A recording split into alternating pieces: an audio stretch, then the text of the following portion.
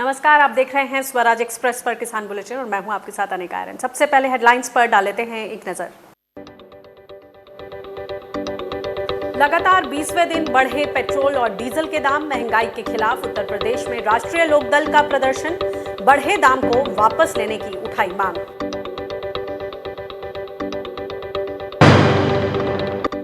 प्रधानमंत्री मोदी ने उत्तर प्रदेश में लॉन्च की आत्मनिर्भर रोजगार योजना।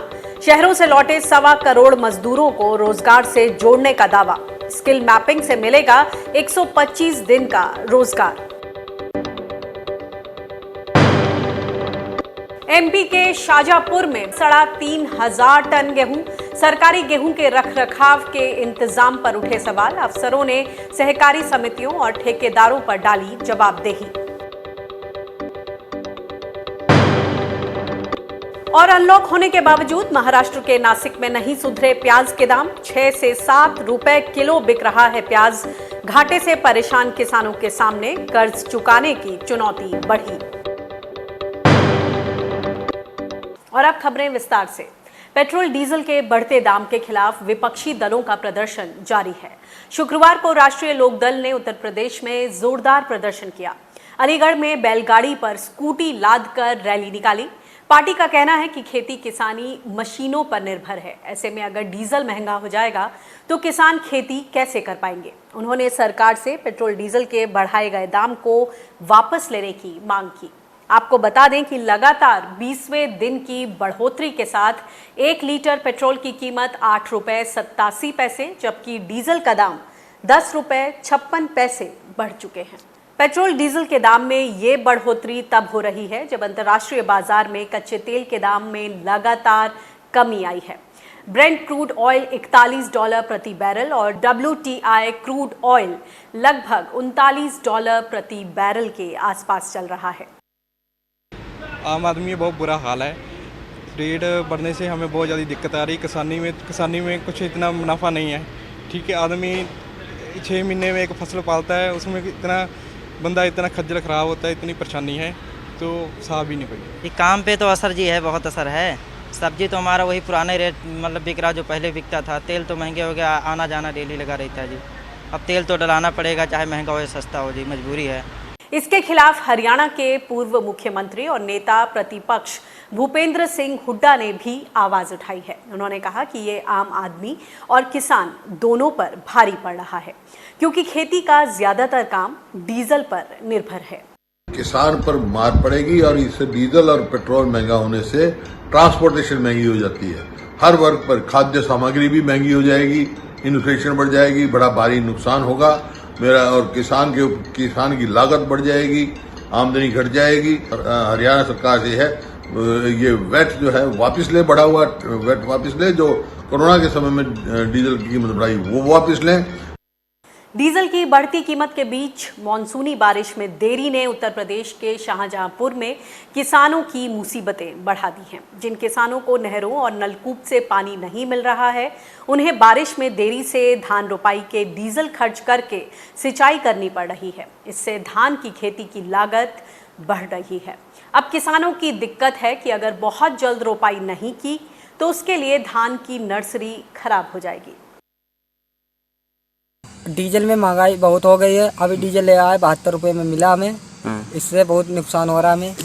अब बारिश भी है नहीं और टिब्बुल से इंजन से पानी भी चलाते हैं, टिब्बुल से चलाते हैं। कुछ बहुत परेशानी है, बहुत लेट हो रही है और डीजल का खर्चा बढ़ता चला जा रहा है। अगर लेट लगाएंगे, मानसून आ नहीं रहा है तो पौध बेकार हो जाएगी। उसका जो पेड़ वही है पौधा वो बेकार हो जाएगा, फिर धान की पैदावार उतनी नहीं होगी। इसलिए इसमें लागत ज़्यादा आती है, खर्चा ज़्यादा आता है और पैदावार कम होती है। पैदावार कम होने की वजह से बीच वाले लोग फ़ायदा उठाते हैं, मंडी में माल ले जाते हैं तो बिकता नहीं है और बिकता है तो कम रेट पे जा रहा है। जिस रेट से खर्चा आ रहा है उस रेट से बिक्री नहीं हो रही है। उत्तर प्रदेश सरकार ने मजदूर कल्याण रोजगार अभियान के तहत आत्मनिर्भर उत्तर प्रदेश रोजगार कार्यक्रम शुरू किया है। शुक्रवार को प्रधानमंत्री नरेंद्र मोदी ने वीडियो कॉन्फ्रेंसिंग के जरिए इसका उद्घाटन किया। इसके जरिए उत्तर प्रदेश के 31 जिलों में शहर से गांव लौटे 1.25 करोड़ मजदूरों को रोजगार से जोड़ने का दावा किया गया है। उत्तर प्रदेश सरकार के मुताबिक इन कामगारों को MSME एक्सप्रेसवे, हाईवे, यूपीडा और मनरेगा जैसे क्षेत्रों में बड़े पैमाने पर रोजगार से जोड़ा गया है। सीएम आदित्यनाथ ने कहा कि प्रदेश में जितने भी प्रवासी श्रमिक आए हैं उनमें 18 साल से कम बच्चों को छोड़कर लगभग 30 लाख मजदूरों की स्किल मैपिंग की गई है। इससे सरकार को कुशल और अकुशल श्रमिकों की पहचान करने में मदद मिली है। दरअसल केंद्र सरकार ने 20 जून को राष्ट्रीय स्तर पर मजदूर कल्याण रोजगार अभियान शुरू किया है। इसमें उत्तर प्रदेश समेत 6 राज्यों के 116 जिले शामिल हैं। इसके तहत शहर से अपने घर लौटे प्रवासी मजदूरों को 125 दिनों का रोजगार दिलाने का लक्ष्य है। लेकिन उत्तर प्रदेश सरकार ने जिस तरह से 1.25 करोड़ मजदूरों को रोजगार से जोड़ने और लाख लोगों को जॉब कार्ड देने का दावा किया है, उस पर सवाल उठ रहे हैं। केंद्र सरकार ने गरीब कल्याण रोजगार अभियान को मनरेगा से अलग बताया था, लेकिन उत्तर प्रदेश सरकार इसे अपने कार्यक्रम में शामिल बता रही है। जितने भी कामगार और श्रमिक आए थे, इनमें से 18 वर्ष से कम के बच्चों को छोड़ दें तो शेष 30,47,000 कामगार और श्रमिकों का कुशलतापूर्वक स्किल मैपिंग करने का कार्य संपन्न हुआ। उत्तर प्रदेश में योगीनाथ सरकार ने अब जो श्रमिक बाहर से आए हैं उनके लिए रोजगार का पूरा इंतजाम किया है और आज उत्तर प्रदेश आत्मनिर्भर रोजगार अभियान को भी लॉन्च किया गया है। इस पर और ज्यादा जानकारी लेते हैं। इस पर बातचीत करने के लिए हमारे साथ आलोक वर्मा, स्पोक्सपर्सन भारतीय किसान यूनियन के, जुड़ गए हैं। आलोक जी, स्वागत है आपका किसान बुलेटिन में। आज तो एक बहुत ही इम्पोर्टेंट, महत्वपूर्ण दिन जो लोग हैं, इसमें कहा जा रहा है इस योजना, इस अभियान के तहत कि करीब 1.25 लाख लोगों को जॉब ऑफर लेटर भी दे दिया गया है। आप क्या आधार मानते हैं इसका? वहां तो खुशी की लहर दौड़ गई होगी। देखिए, ऐसा है, जो सरकार ने आज पहल की है, अगर ये सच है तो मैं इसकी वाकई में बहुत तारीफ करता हूँ। लेकिन हम लोग युवा वर्ग में आज भी ये ऐसी चीज़ें आती हैं कि घोषणाएं तो बहुत सारी हो जाती हैं, लेकिन जब उस पर अमल करने का काम आता है तो कहीं ना कहीं हम लोग उसमें फिसड्डी रह जाते हैं। प्रधानमंत्री जी ने इसके पहले भी सरकार बनने पे कहा था कि हम 2 करोड़ युवाओं को रोजगार हर साल देंगे। उस हिसाब से 6 साल हो गए, आज 12 करोड़ युवाओं को रोजगार मिलना चाहिए था, लेकिन नहीं मिला। आज उन्होंने 1.5 लाख लोगों को जो है रोजगार के लिए उनका अपॉइंटमेंट लेटर जारी किया है, लेकिन इसमें स्थिति हमें अभी भी स्पष्ट नहीं आ रही है कि उन युवाओं को रोजगार कितने दिन का दिया जाए। सुनने में आया 125 दिन का रोजगार दिया जाएगा, उनको किस सेक्टर में रोजगार दिया जाएगा, कैसे दिया, इसकी कोई रूपरेखा नहीं तैयार है। देखिए, कह देने से कुछ नहीं होता। अगर आज प्रधानमंत्री जी ने आज इस अभियान की शुरुआत की थी तो उन्हें यह भी बताना चाहिए था कि इतने लोग इस सेक्टर में काम करेंगे और ये सेक्टर इनको इतने दिन का रोजगार उपलब्ध कराएंगे जिसमें न्यूनतम वेतन इनका इतना होगा। पता चला है कि स्किल मैपिंग के माध्यम से जो जानकारी सामने आई है कि कुछ 45,000 से अधिक ड्राइवर्स, कुछ 10,700 से अधिक हस्तकला और 3,61,000 से अधिक plumbers, salesman, security guard, courier और दूसरे क्षेत्रों से जुड़े लोग इस स्किल मैपिंग के जरिए सामने आए हैं। आपको लगता है कि इस तरह के लोगों के लिए जिस तरह के रोजगार की बात हो रही है, गरीब कल्याण रोजगार योजना में जो एक 25 रोजगार को चिन्हित किया था, उसमें ये तमाम दक्षता वाले, तमाम तरह की हुनरमंद लोग उन 25 रोजगारों में समा पाएंगे? किस तरह से होगा रोजगार की अगर बात करें तो? देखिए मैम, आप हमें एक चीज़ ये बताओ कि उत्तर प्रदेश में, मैं उत्तर प्रदेश की अगर बात करता हूं तो यहाँ पर लगभग 35 लाख प्रवासी मजदूरों का दावा सरकार कर रही है कि कोरोना काल में 35 लाख मजदूर बाहर से आए हैं। लेकिन सरकार 35 लाख कह रही है, हम मानने को तैयार नहीं, हम कम से कम इसको 40 लाख मानेंगे। सरकार ने कहा कि हम इन्हें, अभी आपने बताया कि सिक्योरिटी गार्ड में, आप एक चीज़ हमें बताइए, महाराष्ट्र में, गुजरात में, हरियाणा में, पंजाब में जो आदमी मशीनों पे काम कर रहा था, अगर आप उसको हस्तकला में लगा दो, सिक्योरिटी गार्ड में लगा दो, प्लम्बरिंग में लगा दो, चलिए प्लम्बरिंग का, लेकिन हमारे यहाँ जो प्रोडक्शन के काम हैं उनको अपने उत्तर प्रदेश में इतनी तो अपॉर्चुनिटी है नहीं। प्रोडक्शन के आदमी से अगर आप सिक्योरिटी गार्ड की नौकरी करवाओगे, प्रोडक्शन के आदमी से अगर आप प्लम्बरिंग की नौकरी करवाओगे या सिक्योरिटी का प्रोडक्शन के आदमी से आप और काम कराएंगे तो कैसे हो पाएगा? इन सब चीजों में कहीं ना कहीं एक असमंजस की स्थिति है। सरकार अभी अपना आंकड़ा पूरी तरह से स्पष्ट नहीं कर पा रही है। देखिए 25 सेक्टर की जो बात इन्होंने कर दी, मैं उसमें आपको एक चीज बताना चाहूंगा कि अभी कोरोना में हर उद्योग एकदम न्यूनतम स्तर पे है, उसके पास खुद काम नहीं है। ये कोई बताए या ना बताए, लेकिन मैं दावे के साथ और इसका प्रमाण भी दे सकता हूं कि आज जिस इंडस्ट्री में 100 लोग काम कर रहे थे, आज उस इंडस्ट्री में सिर्फ 50 लोग काम कर रहे हैं। कारण उनके पास मांग नहीं है, प्रोडक्शन तो कर दें लेकिन बाजार में उसकी मांग नहीं है। तो ऐसे में जो प्रवासी मजदूरों के लिए एक योजना बनाई गई है, तो सरकार तो पहले ये सुनिश्चित करे कि बाजार में मांग तो आए, लोगों की जरूरत तो पड़े।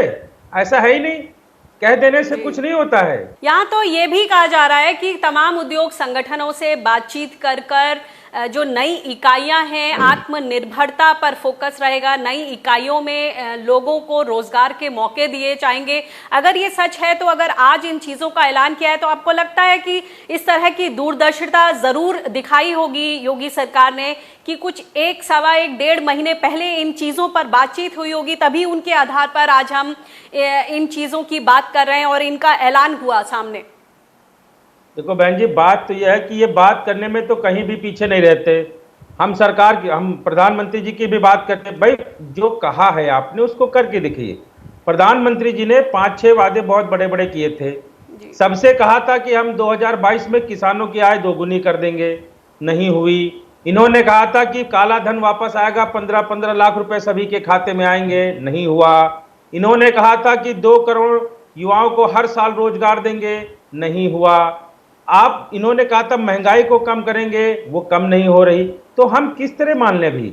और जो आपने कहा था कि अभी कहा है कि छोटे छोटे उद्योगों से, देखिए ऐसा है कि जो उद्योगों में 20 लाख करोड़ रुपए का जो राहत पैकेज दिया गया है अपने भारत में प्रधानमंत्री जी के द्वारा, आप हमें बता दीजिए कि कौन सा उद्योग है जिसको अभी लोन मिला है, या कौन सा ऐसा किसान है जिसको मिला है। और आत्मनिर्भरता की जो बात आप बता रहे हो, तो गांव का युवा और गांव का किसान आज पहले भी आत्मनिर्भर था, आज भी आत्मनिर्भर है। वो अपने घर में दूध, फसल, ये सारी चीजें उत्पाद करता है, लेकिन वो जाके कहीं ना कहीं फेल हो जाता है, उसको मार्केट नहीं मिलता है, उसको चीजें सही से बेचने का अधिकार नहीं मिल रहा है। और ऐसे में युवा क्या करेगा? एक और बात बताएं कि जब ये मनरेगा को लेकर एक तरह का कंफ्यूजन है, बोला जब ये गरीब कल्याण रोजगार योजना शुरू की गई थी तो बोला गया था कि ये मनरेगा से अलग है, लेकिन अब जब बात हो रही है तो मनरेगा जैसे ही काम सामने रखे गए हैं, वृक्षारोपण, भवन निर्माण, आंगनबाड़ी, सड़कें, तो ऐसे में आप देखते हैं कि जो पढ़े लिखे लोग हैं, जो ब्लू कॉलर जॉब्स में थे, वो अगर वापस आए हैं तो वो इस तरह के काम में किस तरह से अपना योगदान दे पाएंगे? बारे में बता दूं, 2 मिनट का समय चाहूंगा कि मनरेगा सरकार की एक भ्रष्टाचारी योजना है। आप इसको मैं पूरे दावे के साथ कहता हूं। और मैं ये भी कहता हूं कि मनरेगा उत्तर प्रदेश के सभी जिलों की सभी ग्राम पंचायतों में 100% लागू नहीं है। बराबर हम लोग इस बात को उठाते आए हैं, मांग करते आए हैं कि मनरेगा में पूरा भ्रष्टाचार होता है। और इस तरह होता है कि अगर एक गांव में 200 जॉब कार्ड बने हुए हैं तो 200 जॉब कार्ड के लोग काम नहीं करते, उनके खाते में पैसा जरूर आ जाता है। सरकार को बार बार इस भाई बीच बीच में इसकी चेकिंग करनी चाहिए। प्रधान जी ने कह दिया कि हमने खड़ंजा पटवा दिया, हमने तालाब खुदवा दिया।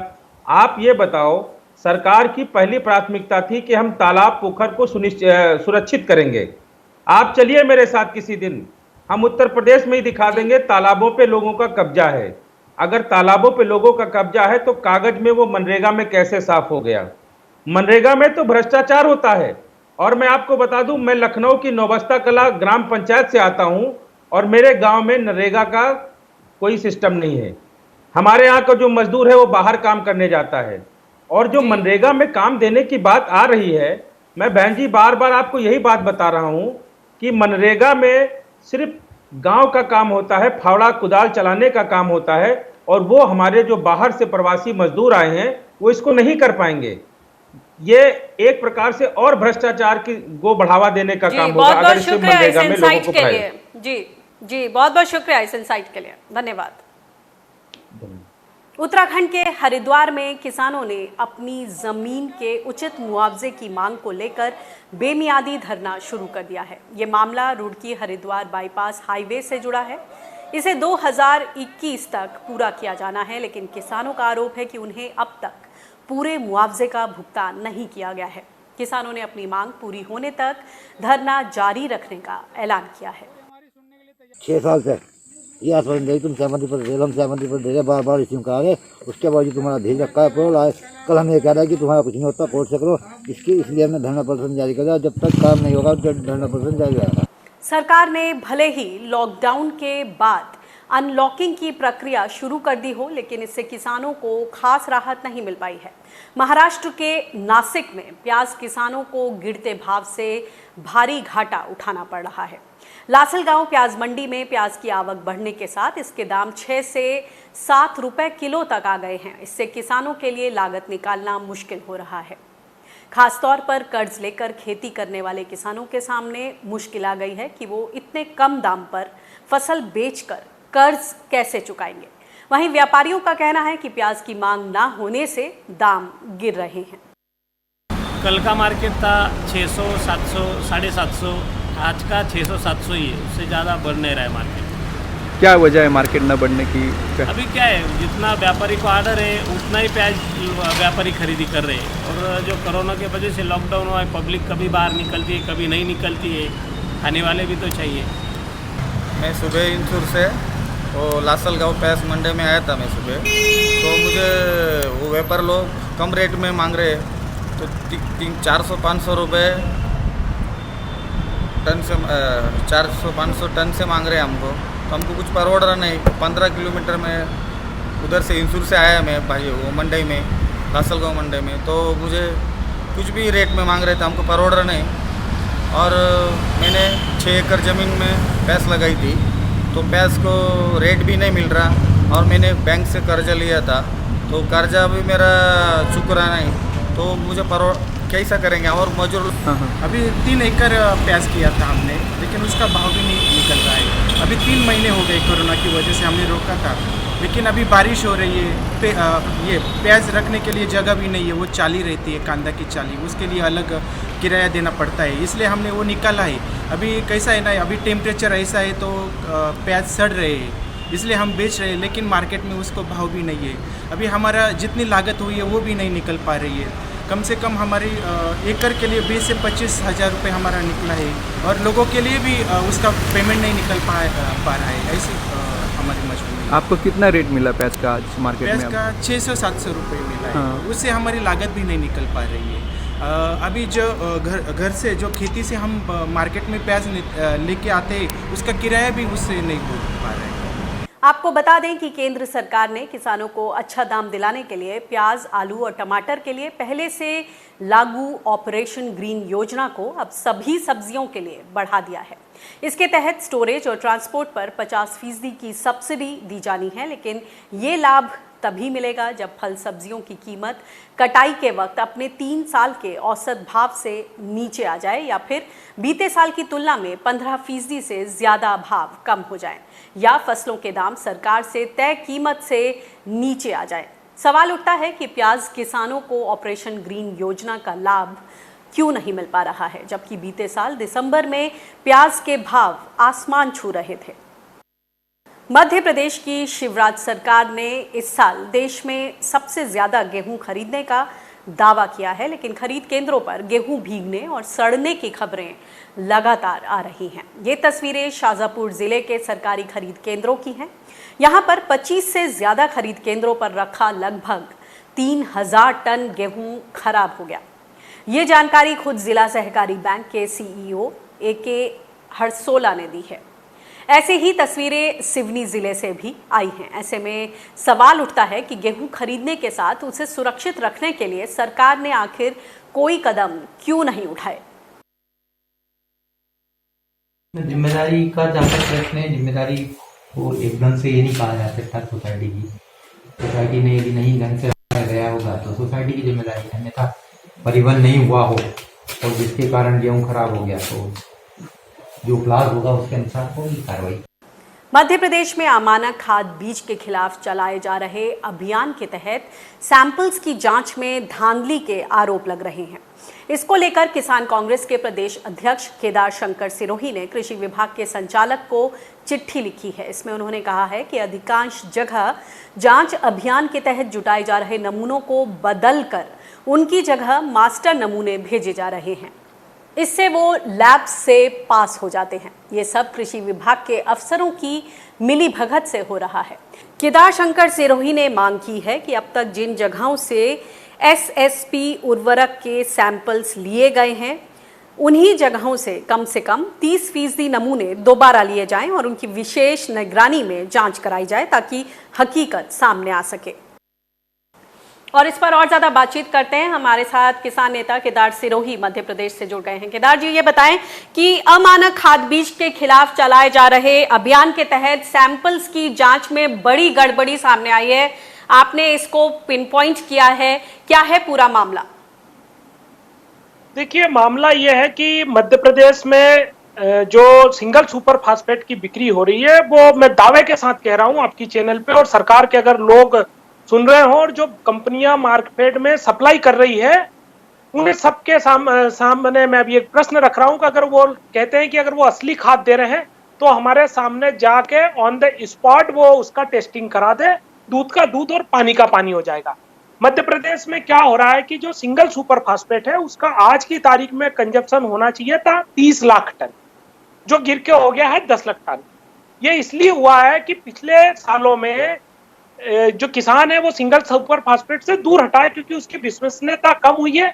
वो खेतों में डाल रहा है और उसको रिजल्ट नहीं मिल रहा है। उसके पीछे कारण ये है कि जो सिंगल सुपर फास्फेट है उसमें 16% न्यूनतम फास्फेट होना चाहिए, मगर भ्रष्टाचार के चलते, कंपनियों का लालच, राजनीतिक जो संरक्षण और षड्यंत्र के चलते उसमें 1, 2, 3, 4% तक का सिंगल सुपर फास्फेट आ रहा है, जिसके कारण जो हमारी उत्पादकता बढ़नी चाहिए थी वो नहीं बढ़ रही है। ये एक तरीके का पूरा माफिया काम है। इसमें बड़ा तो ये बताएं, ऐसे में किसान एक बोरी सिंगल सुपर फॉस्फेट के लिए कितना पे कर रहे हैं, और क्या जिसके लिए पे कर रहे हैं और आप जो बता रहे हैं कि 16% की जगह कहीं 1%, 2% या 3% निकल रही है, तो इसमें तो इनको भारी नुकसान है और मिट्टी की उत्पादकता, उर्वरकता क्षमता पर अलग असर पड़ेगा, फसल पर अलग असर पड़ेगा। बिल्कुल, देखिए आज की तारीख में 320-30 रुपए में बोरी इसकी मिल रही है, मतलब 20 रुपया 1% पे हम लोग मान लें, 16% इसमें मिलता है। तो आज की तारीख में ये हम लोगों को 2-3% दे रहे हैं, मतलब 300 की एवज में 60 रुपया दे रहे हैं। ये एक घपला तो है ही है। साथ में एक जो दूसरा भ्रष्टाचार है, इसके ऊपर करीब 170 रुपए की सब्सिडी मिलती है। तो ये किसानों के नाम से समितियों में फर्जी बिल बना लेते हैं। बिकती 5 बोरी है और उसका 50 बोरी का बिलिंग करा के ये सरकार की तरफ से सब्सिडी भी खा रहे हैं। ये भी एक तरीके का मध्य प्रदेश में स्कीम चल रहा है। एक तो गुणवत्ता खराब, और दूसरा जितनी बिक्री हो रही उससे ज्यादा बिक्री करके देश की सरकार को टैक्स पेयर के पैसे पर चूना लगा रहे हैं ये लोग। ये बताएं, आपने कहा कि नमूनों को बदल दिया जा रहा है और उसकी जगह मास्टर नमूने भेजे जा रहे हैं, ये किस तरह से संभव है? देखिए, ये बहुत ही चालाकीपूर्ण काम है। ये सरकार के और आम लोगों के लिए, किसानों के लिए दिखावा होता है कि हम लोग क्वालिटी टेस्टिंग कर रहे हैं, सघन अभियान चला रहे हैं, पर होता यूं है कि कृषि विभाग सैंपल लेता है। सैंपल लेने के बाद में कृषि विभाग और जो कंपनी के लोग हैं वो आपस में बात करते हैं, और जो वो जिस जगह से सैंपल लेके आए उस सैंपल को ऑफिस में आके बदल दिया जाता है। मतलब जो जहां से सैंपल लिया गया, जिस बोरी से सैंपल लिया गया, उसको बदलकर उसकी जगह जो मास्टर सैंपल होता है, जो 100% प्योर होता है, पैरामीटर और उसके जो आंकड़े हैं उसके हिसाब से सही होता है, वो उसको भर दिया जाता है। इसके लिए बढ़िया तरीके से चार्ज देते हैं। इसके बाद भी अगर कहीं कोई चूक हो जाती है तो विभाग इनको जो सैंपल कोड है वो देता है, और जो लैब होती है वो पैसे लेकर या आपके नमूने हैं जो पास करते हैं। अब प्रश्न यहाँ एक बहुत बड़ा आता है कि एक बार आपका सैंपल फेल हो गया और उसमें 4% का आपका फास्फेट आया है, वो जब रेफरी जाता है तो पास हो के आ जाता है। मतलब 4% वाला 16% कैसे हो रहा है? या तो वो 16% उधर टेस्ट कर रहा वो गलत है, या जिसने 4% गलत किया वो गलत है। कई ऐसे सवाल खड़े हो रहे हैं जो दिखता है कि ये इंडस्ट्री पूरी माफिया के हाथों में है, किसानों को लूटने तो वाली। ऐसे में आपने बोला है कि कुछ 30% नमूनों की फिर से जांच कराई जाए, उस पर अब क्या स्टेटस है? देखिए, मैंने आग्रह किया है, सरकार को भी कहा है कि भाई आप जितने भी आपके कृषि विभाग ने नमूने लिए, एक स्पेशल टास्क फोर्स बनाए। डायरेक्टर एग्रीकल्चर क्या बैठ कर करते हैं ऑफिस में बैठ के, वो खुद भी फील्ड में जाए और उनके सामने 30% नमूनों को लिया जाए और उसकी टेस्टिंग की जाए। सामने दूध का दूध और पानी का पानी हो जाएगा। मगर ये सरकार सुनने वाली नहीं है। आज 15 साल में ये धंधा बढ़ा क्यों, ये व्यवसाय बढ़ा क्यों? इसके पीछे है कि सरकार का संरक्षण है। सरकार के लोग जो है वो इस बात को सुनना नहीं चाह रहे, इसलिए अभी तक उनकी तरफ से कोई भी प्रतिक्रिया आई नहीं है। जी केदार जी, बहुत बहुत शुक्रिया। तो केदार जी एक बड़ा खुलासा करते हुए, और उम्मीद करते हैं कि उन्होंने जिन बातों को सामने रखा है उस पर सरकार त्वरित रूप से काम करे और सही सैंपल्स जो हैं वो सामने आए। बहुत बहुत शुक्रिया इस बातचीत के लिए। राजस्थान सीमा पर रोजाना रेगिस्तानी टिड्डियों का आना जारी है। इसके साथ टिड्डियों के दल उत्तर प्रदेश के वाराणसी और बिहार के रोहतास और बक्सर जिलों तक पहुंच गए हैं। इसे देखते हुए कृषि विभाग ने 10 सीमावर्ती जिलों में अलर्ट जारी किया है। यहां उत्तर प्रदेश के प्रयागराज से टिड्डियों का बड़ा दल आने की आशंका है।